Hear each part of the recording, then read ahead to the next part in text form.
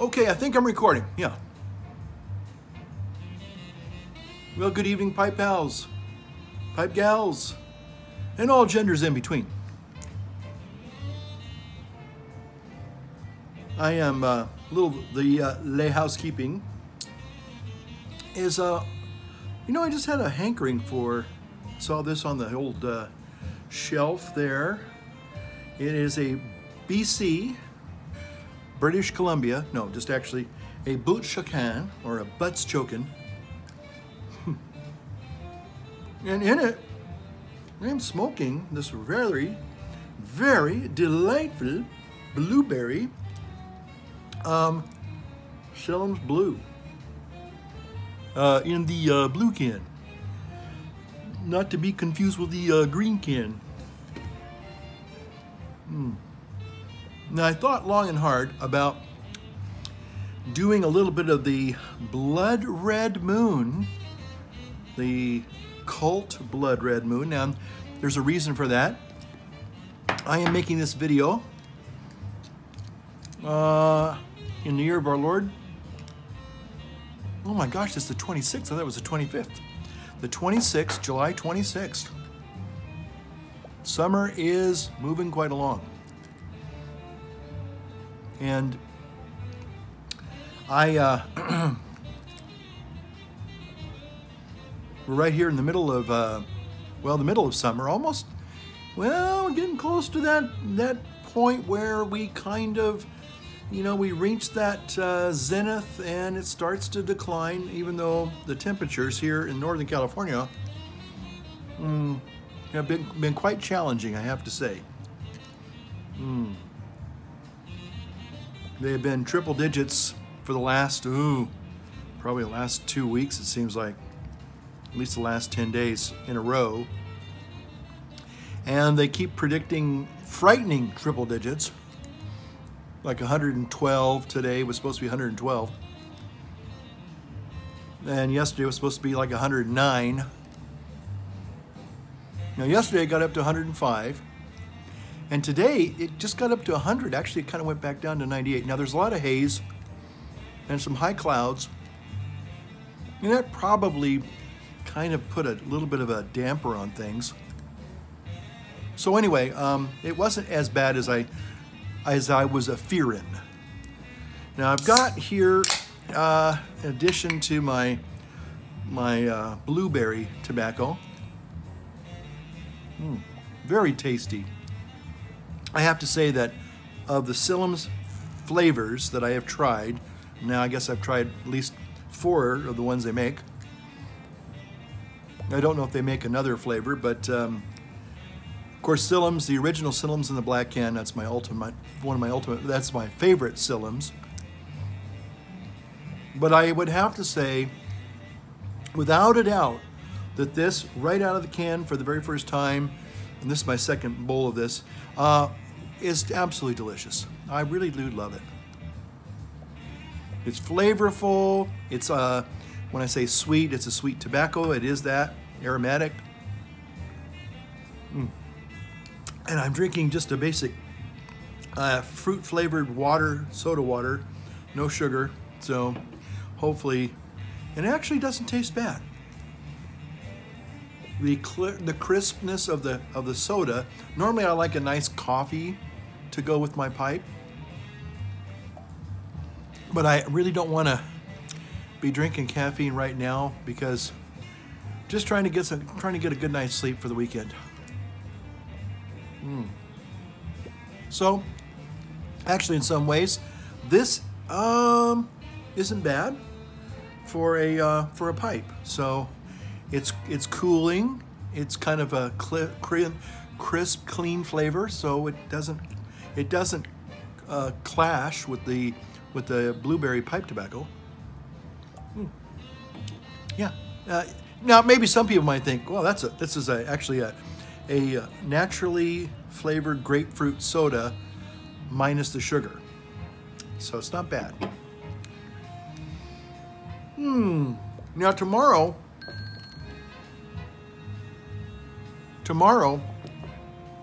there's going to be supposedly this spectacular, dramatic, full moon eclipse, full lunar eclipse tomorrow, which will turn the moon a blood red color, they say.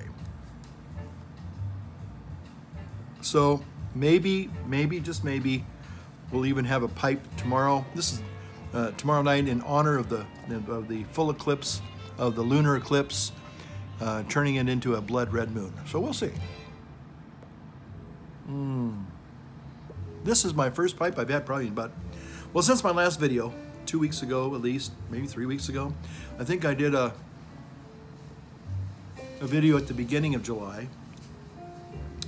And I've just been, I feel kind of, well, I'm just kind of going through it, folks. I'm a little impatient with kind of my pulling leaves off of my Cissus rhombifolia. I'm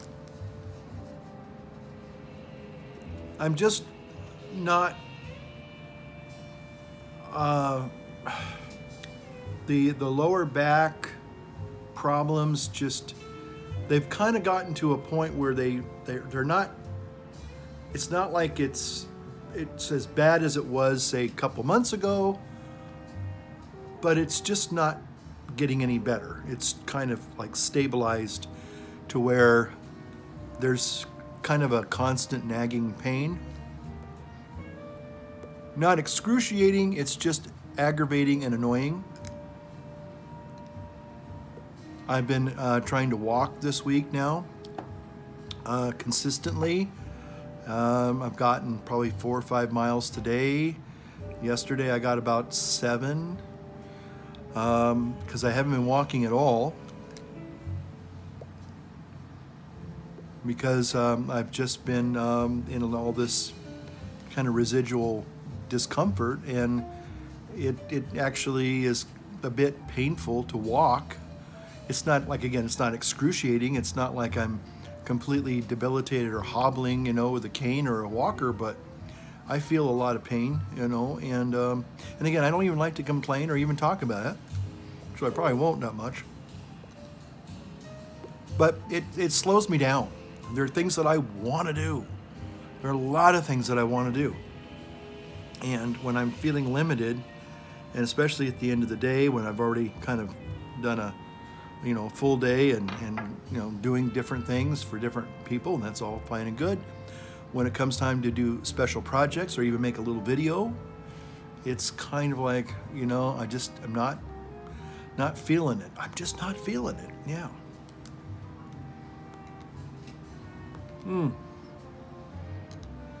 I know there's other YouTubers who certainly are probably suffer more than I do, like Jay, good old Jay from the Northwest there.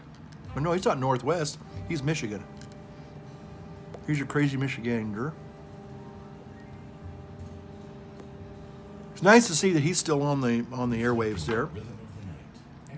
It's interesting. I did go through my queue of videos, and I'm sad to say that a lot of the people that used to be on YouTube either are gone completely, they've left no trace that they were ever there, sadly. Some of them maybe even left a channel name, but there's no videos. Excuse me. Excuse me.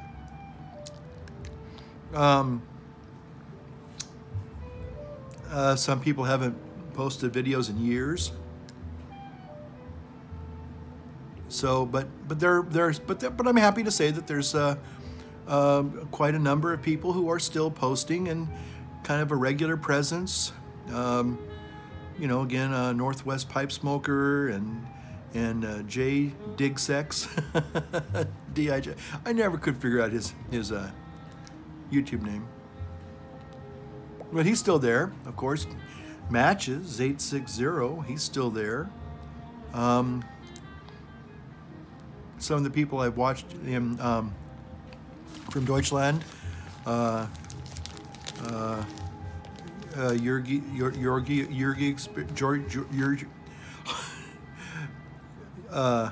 Yogi Experience. I think that's what his it used to be called Yogi Experience, but now I just Yogi. He's still there in Deutschland. Okay, how can I get all this?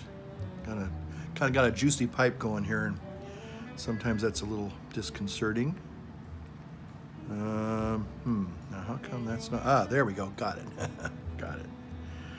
You know, this boot chocan is kind of an interesting pipe. I like the military spigot.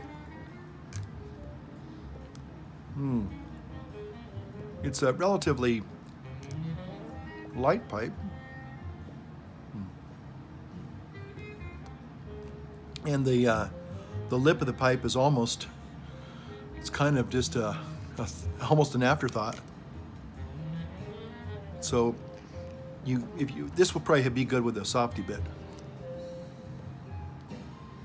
But I like that kind of, you know, very light stem. And even though I'm kind of a clincher myself, you know, I appreciate the delicateness of the stem and the way it feels on your tongue and everything. You know, it's just nice. But anyway, so I was looking through the queue and seeing that some of our illustrious members are either gone or they've just not making videos anymore for a while. But maybe they'll come back. Who knows? So anyway, my endeavor is to keep the channel alive and going. It would be nice if I could post a video or two a week. I look at that, I think of that now and I go, no, that's not going to happen anytime soon. But anyway, I'm making a video tonight on the 26th of July, 2018. Been around for about 6 or 7 years on this channel. My other channel have been, actually I think a 10-year anniversary of my original religious channel, my homily channel. I started in 2008, I believe. And I uploaded, I think, my very first video in July, June or July, 2008. So anyway, there you have it. So here making a video. I guess there's been a lot of things that I've wanted to talk about. and some things believe it or not, I'm kind of reticent to say anything because we live in such chaotic times. And you know, there's been, I mean, the news cycle, you know, where you get a major news story and the media kind of, you know, does the shark feeding frenzy over it. Some of those can be played out for a few days. It's, you know, it's interesting. They barely go a week now. The latest scandal probably has a life expectancy. The really big ones, maybe 3 days if you're lucky. And then it's off to the next big scandal. So now the only thing I can say is if you kind of like take a 65,000 foot view of the whole thing and get the big picture, to me, and this is only my humble opinion, it just seems like the whole news industry is all about finding the next salacious thing, you know, whether it's about President Trump or it's about some porn star or it's about some lawyer, you know, breaking lawyer-client privilege or whatever and divulging secrets and things. You know, impeaching somebody, you know, who knows? Starting World War III, you know, I mean, it just seems like it never ends. And I guess I have to say I'm a little just kind of burned out on it all. I saw a video a couple weeks ago about a movement called Walk Away, hashtag Walk Away. And I really like that because at first I didn't know the whole thing. Now I think I probably angered some people when I uploaded. I put a link, I talked about it and put a link in one of my homilies because I came across it, and just the concept just seemed like a really positive thing. And basically what I thought it was, and it is this, but it's a little bit more specific. It's people kind of like me, maybe like you, who are just getting really sick and tired of all the infighting, all of the vitriolic, hate speech, and people accusing everybody of being racist and xenophobic and whatever you want to call yourself or not call yourself, and have somebody tell you you're an idiot and you're stupid. That's just being polite. I could say other things. But just getting into this this really ugly back and forth where you're calling everybody a Nazi and a traitor and all this stuff. So I saw this thing called #WalkAway, and I found it on one of my YouTube people that I watch from time to time. And this guy was talking about, #WalkAway. And from what they were saying it was, I thought, you know what? That's sign me up. That's what I am. I want to walk away from all this stuff. I'd like to see some resolution to some of the problems. I'd like to see the media stop looking for the next scandal. I really would like the media to be more objective and less biased, whether it's one way or the other. Now, although I have to say, in all honesty, I think part of the reason why I'm not a Trump hater is because of all the Trump haters on the other side. It's just like, you come upon something and you get a chance to, okay, you're going to listen to, this group of people who really hate this person, they're trying to drive them down, or you're going to try to listen to the person themselves and say, well, okay, all right. And I have to say, and this is my opinion, and you can take it or toss it, I started, again, I was never in fact, I didn't even vote for the man, I have to be honest. But I can tell you that at first I was skeptical, just like a lot of people. And I just kind of thought, well, politics is politics, and isn't this interesting? But I just really wasn't like, okay. I kind of figured out that the guy was, if you read his book, The Art of the Deal, that I thought at one time, this is before it really, even before I think he really got the nomination, because I was curious, I was interested, and I said, you know what? I think if this guy gets the nomination, I think it would be because people see him as somebody, whether you want to say he's a businessman, or he's an entrepreneur, or he's a real big capitalist. People want somebody that can do something, and his whole thing was, if you looked at a lot of these things politically, all politics is some part of art of the deal. So if you had somebody that could, go in and make things happen, and maybe for good or for ill, but at least they do something, because I think people have really been tired, whether you're on the right or the left, of politicians making all these promises and they don't do a blessed thing when they get in there. Now, granted, there are some people that are probably really scared and outraged at some of the things that the president has done, but the man has done a lot of stuff. Whether you like it or not, he has done something. He's an active, I'd say he's an active positive. And he's, and so people respond to that. If all he was somebody who had great principles, quote unquote, and talked lofty, speeches, but didn't do a blessed thing, he's not going to get reelected. But it looks like, you know, there are some substantial things that are helping at least a lot of people in the middle classes, I think. And that speaks volumes. I was listening to him giving a speech in, I guess it was either Pennsylvania, but anyway, he was talking about bringing back a lot of our steel factories. That's one of the things that I've always been kind of thinking is, you know, America used to be a great land of industry.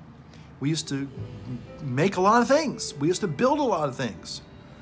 And it was kind of like, gosh, you know, this is sad that our country, who used to be on the cutting edge of, you know, building dams and building great bridges and building, you know, skyscrapers and, you know, building infrastructure, you know, we used to do that, and we used to do it well. You know, I remember growing up, and you can still see some parts of it actually even to this day, of the California road systems back when they were really like the premier road systems in the country. They were like gleaming, you know, jewels, you know, and you would drive these beautifully smooth motorways, and they were lined with oleander trees, beautiful flowering oleander. Well, maybe they're bushes, I don't know. But anyway, they're oleanders, and they were different colors, white and reds and purples and, you know, magentas, and they're just gorgeous. And California road systems were like the envy of the world. They were just like, wow. But then I remember coming home from being a time in Bosnia and, you know, driving along and, you know, all these bumps and everything and potholes, and I'm going, whatever happened to our road systems? So we haven't been taking care of our infrastructure, for one thing. And we allowed, you know, businesses to leave our country and leave our state, and, you know, we started taxing everybody. The people that were left, we taxed them to death. So anyway, I'm just saying that, gotta get a sip here. You know, so I was thinking, well, okay, whether you like the president, whether you like his policies, or you like the administration, what's happening is that the people who are the resistance, what they're doing is they're acting like adolescent teenagers. And I don't know if you've ever held a grudge against somebody. And unfortunately, there are a lot of people that are holding a big grudge, and it's destroying. Maybe it's not totally destroying the country, but it's crippling our society. Because, you know, I mean, I don't know if about you, but if you've ever had a feud with somebody you really just disliked. Now, there are reasons to dislike people, don't get me wrong. But what I see is, again, people just, I don't like you because you're either, you know, whatever, you know, you're a Republican, you're a capitalist, you're a fill in the blank, you know, you're a Christian, you know. Well, if you don't really get a chance to know the person, I'm not saying you're ever going to become best friends and go out and drink together, but there comes a point where you begin to realize, okay, this is silly. This is nonsense. We're standing here, you know, shouting, you know, all these vicious things, you know, hateful things, and what would happen if we tried to put aside our differences? I'm not saying we're all going to become best friends and sing Kumbaya, but I saw this happen in the military, and I've seen it happen in different parts of my life, where a group of people don't like another group of people, or maybe one or two people have this clash, and everybody is kind of choosing sides. And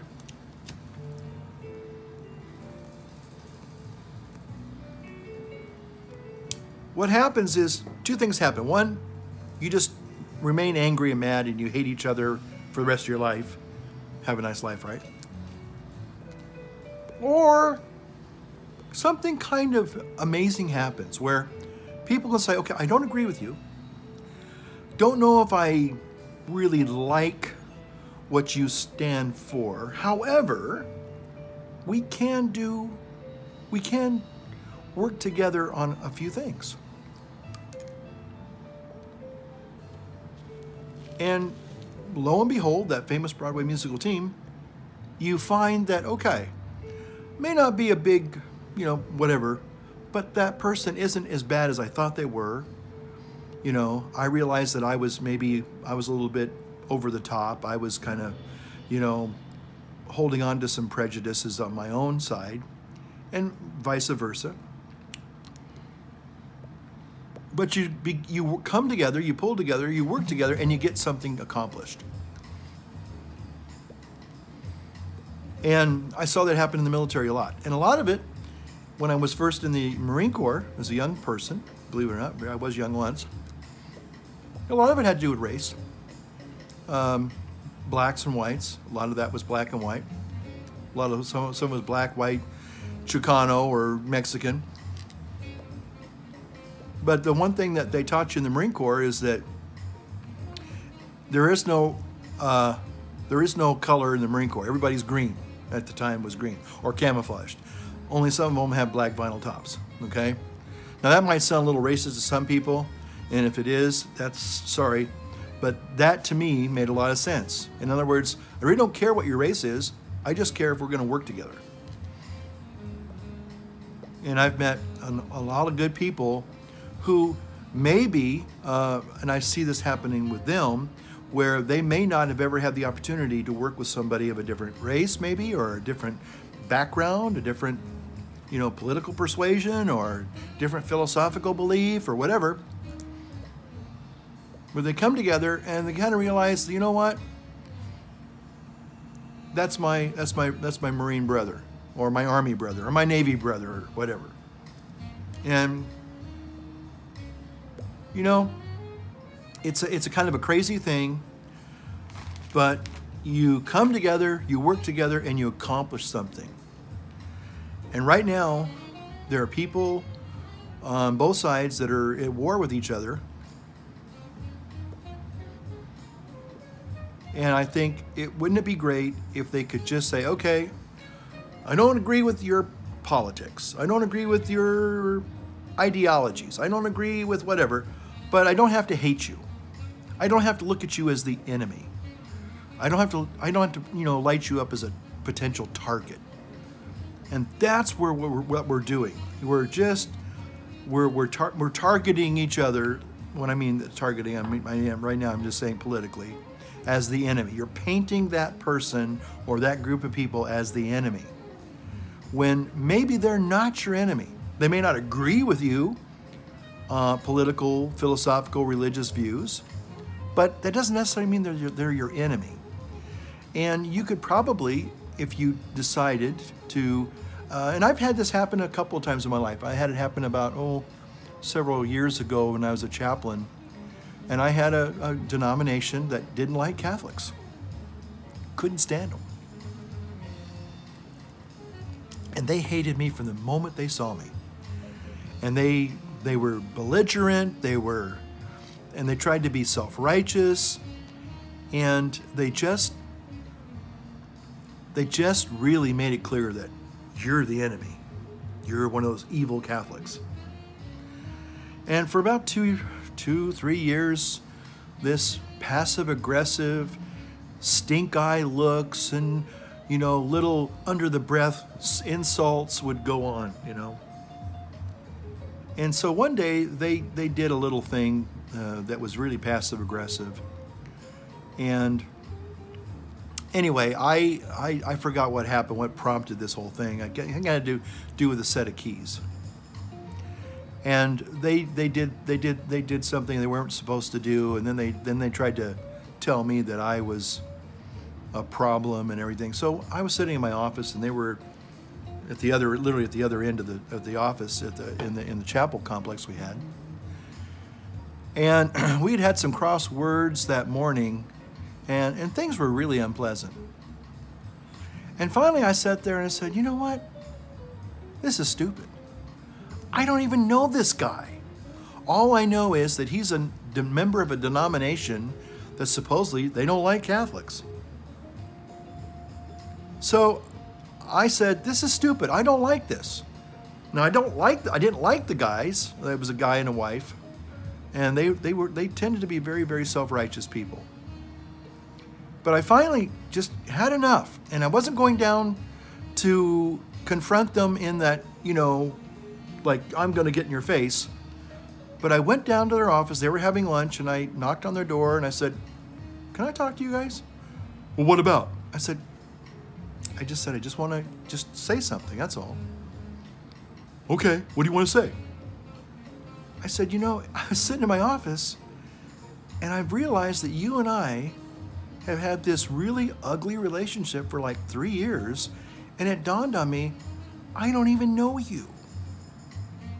I mean, I know your names, and that's it. I know that you're a member of this group, this other Christian group, but other than that, I don't know a blessed thing about you." And I thought to myself, how can I have this level of animosity for somebody I hardly even know? And they got really quiet. And they said, "Well," and then they started kind of talking about it. And I said, I told them, I said, "I don't want to, I'm not your enemy." I said, my life is, I come here to do my ministry. I realize you come here to do yours. Obviously, we have different theologies.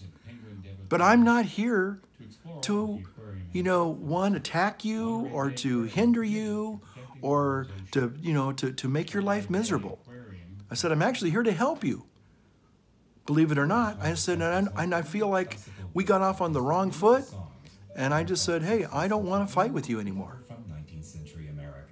And I think I remember that's pretty much, you know, even though this is like maybe 6 years ago that I had this encounter. It was like the last time I had one of these life lessons. And I'll never forget that one, again, when I say encounter, not confrontation, but an encounter where I just said, hey, I don't want to fight with you anymore. In fact, I'd like to work with you, if that's possible. And I think I went back to my office, and the gentleman came back after about maybe 45 minutes, and he goes, "Can I talk to you?" And I said, "Absolutely, come in." And he goes, "You know, I've been thinking about what you said, and you know, I think you're right. Maybe we have kind of misjudged each other." And he goes, "The reason why we probably didn't take a liking to you because every time we've gone into a prison, it's people that dress like you," talking about me and my Roman collar, "have always been the villains. They've always, you know, come against us. They've attacked us. They've tried to thwart us. They've tried to get us kicked out." And I said, "Hey, you know, I'm sorry that you know, whatever my brother priests have done to you," I said, I wish they hadn't have done it. They shouldn't have done it. But on behalf of them, I want to apologize. I said, I don't know what their issues were, but it was wrong. And we actually kind of became friends. I mean, not just, you know, pleasant, you know, like cordial, but we became friends. They got a big motor home, and well, they wanted to get this big motor home for their travels. They were an elderly couple, retired couple, and so I said, you know what? I believe God's going to give you that motor home. I remember telling him that one time, and I really did believe it. And he said, "Really? Did you get something from the Lord?" I said, "No, I just said that I think that your prayers are going to be answered because you're trying to do God's work. I believe that." Well, sure enough, they got this big provost motorhome. I mean, it was like, wow. It was like the Taj Mahal on wheels. And they had me over when they would come and park in the parking lot and do their ministry. And they said, you got to see it. You got to see it. You know, it's an answer to our prayers. And you were right. God gave us this, you know, anyway. And I went over there, had a cup of coffee with them a couple of times and talked to them. And, you know, we came, again, I mean, I don't know what happened to them. I hate to say it, I think it probably passed on by now. But anyway, all I'm saying is that what I guess I'm trying to say, believe it or not, some of you might think, oh, well, you hate people and stuff. Well, I don't hate anybody. I disagree with some people and some of you all out there that even watch these videos. But I think when it comes to, you know, trying to pull together and not hate people, truly hate people, I think there's a lot of room for that, especially in our country. You know, you can be whatever you really want. I may not agree with everything, and I might say, you know, I think you're wrong here, but okay. But if it came time to like change a tire or, you know, help somebody in need, and you had a little something that you could contribute to the endeavor, and I had something I could contribute, we could pool together our resources to help other people or come up with a positive solution, I'm there. And that's why I think this walk-away movement was pretty good. But anyway, it turned out later that, you know, what happened was I found out that it wasn't, there was a little bit of a catch to it. It was walk away if you were a liberal Democrat. So I think some people, and I realized that after I put this up in my other video. And I wasn't trying to dig on Democrats or liberals. I thought it was kind of a walk away for everybody, you know, because I didn't see myself, I just said, hey, you know, that's what I want to do. I want to walk away from this negativity, this hatefulness, and I don't want to be a part of that. I'd rather be part of a solution than, you know, continuing with this this verbal, this emotional civil war that we seem to be in right now.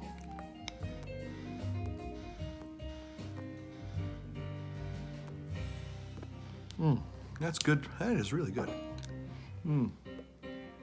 Yeah, it's almost 8:45.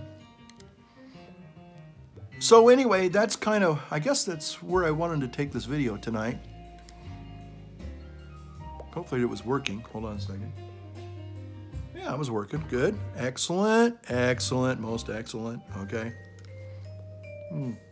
Boy, this is good. It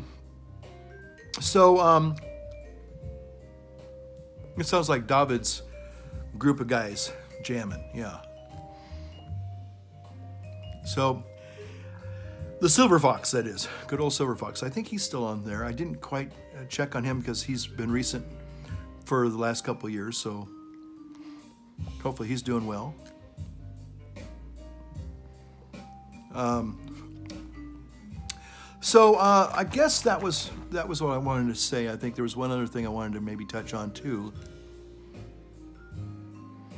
Somebody had asked me a question. I'm trying to remember it now. Maybe I answered it in the last video. I think it had something to do with the church. It was a question about the church. I think it's coming back to me now.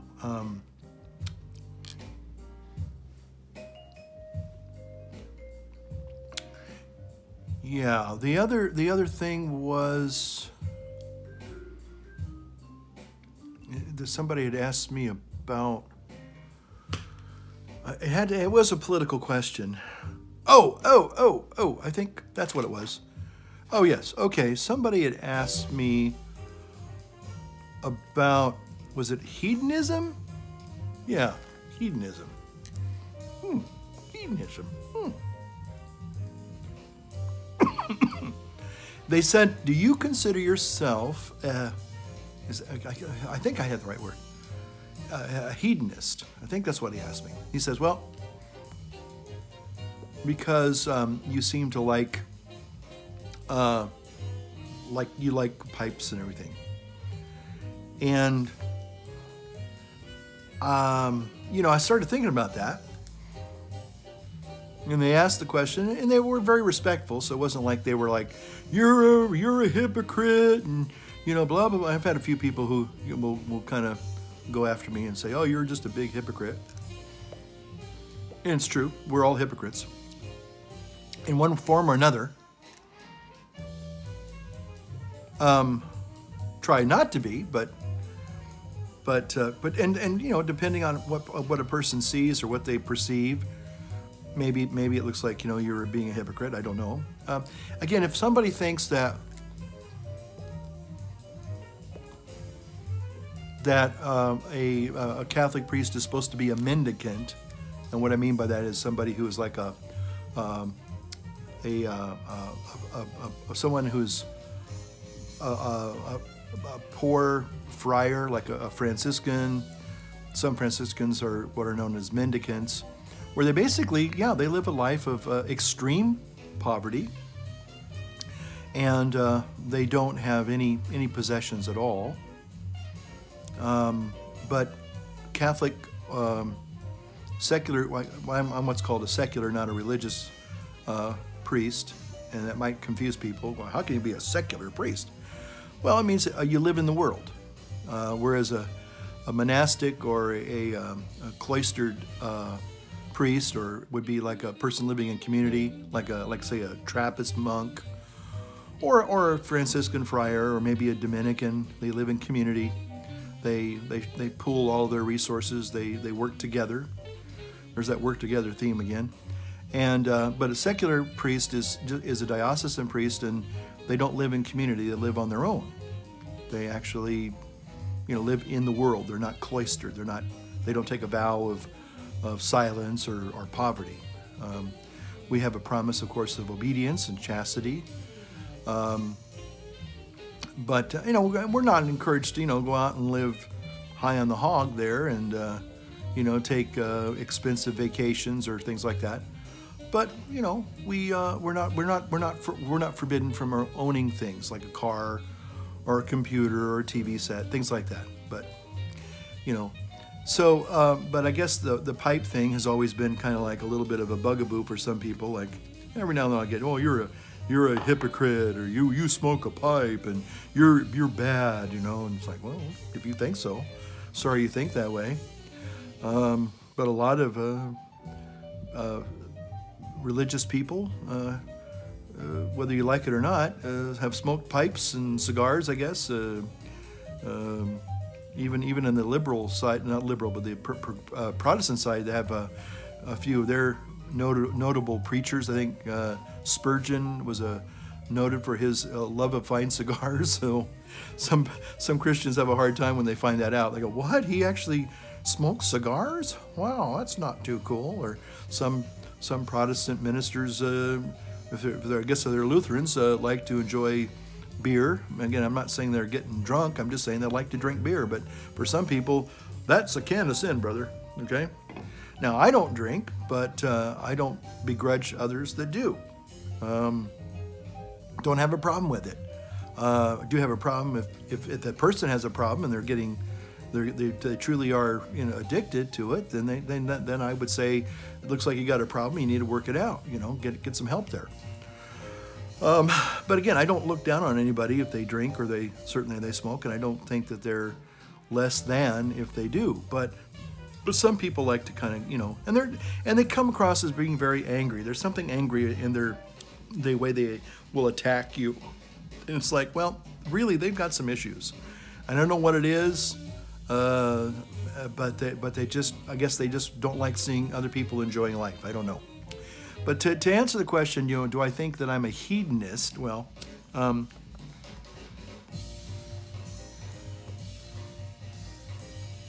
I think everything is in moderation, but that sounds like a convenient excuse. But a hedonist, I think, is somebody who lives clearly for not just pleasure, but excess, pleasurable excess, kind of orgiastic excess, whether it's in food or it's in, drink or, other things that we, indulge in or we maybe find pleasurable. I mean, it's for the pursuit of pleasure, period. If you were just sitting around stuffing your face and drinking and, literally having sex with anybody and everything all the time, that's pretty rank hedonism. But I don't know if you would consider an innocent little tin of tobacco being pretty hedonistic. Maybe if I was, had mountains of it and I was burying myself in it every night and, luxuriating in, Silem's pipe tobacco. It sounds that's a bizarre image. But, maybe you could make a case for that being a hedonist, but, one of the things about excess is it has a price. That's what eventually I think helps people to reform their lives, whether they have a problem with drink or food or gambling or drugs or even sex, I guess, is they realize that there's going to be a price to pay one way or another. So if you overeat, you're not just going to get fat, but you're going to have other problems that are not pleasant. So, you know, if I was to smoke nonstop, you know, I get up at 6 o'clock in the morning, my eyes open up, and the first thing I do is I reach for a pipe or a cigar or a cigarette or whatever, and I'm just smoking Newton day from, you know, morning till night. You know, yeah, I think I've got a little bit of an issue there. And again, I'm not trying to say that I'm a virtuous person because I smoke like once or twice a week, or maybe once or twice a month in this case. This is the second time I've had a pipe in July. And I guess the first time for July was July 4th. And today is July 26th. So I don't think I've got a real issue with that. So again, do I consider myself a hedonist? No. Do I consider somebody who appreciates something that can be enjoyed from time to time? Yeah, I think so. I think that's the key. You know, if you're, again, I think I've said it before, if it's controlling you, there's a problem. But if you're controlling it honestly, truly controlling it, then it's not a problem. I know some people that maybe have a glass of wine, a half a glass of wine, maybe at Christmas, maybe their birthday, you know, maybe twice a year. Do I consider them alcoholics? Probably not. But if you're drinking 2 bottles of wine every night, chances are you've got an issue. You got a problem there. And I've been on both sides of that equation personally. And again, I think I've shared that you know, I know that when it comes to this has never been an issue where, say, drink for me has been a real issue, and I've had to address that in my life. And I'm happy to say that, you know, I don't drink anymore. And it's like I've got many years now behind me, and I don't think about alcohol. I don't think about drinking. I don't have a desire to drink tonight, you know. I think, to be honest, and this is getting a little more personal, but I'll be honest, I think I do know that I do have a problem with fast food and carbohydrates. And I kind of come off a little bit of a 2-week bender and just had a little week off, and I kind of got into a bad habit of, you know, ordering fast food and stuff that I know is completely deleterious to my health. And again, it does taste good. It tastes good, but boy, do I pay a price for it. I pay a big price, and it's a price that I pay days and weeks later. Whether it's gaining weight or it's my urticaria that kicks up. It's little wounds on your skin that become infected and inflamed and infected, and they're like little blisters. They erupt and stuff. They're not pleasant, and it takes weeks for them to heal up. It messes up your digestion, it messes up my glucose, messes up a whole lot of things in my health.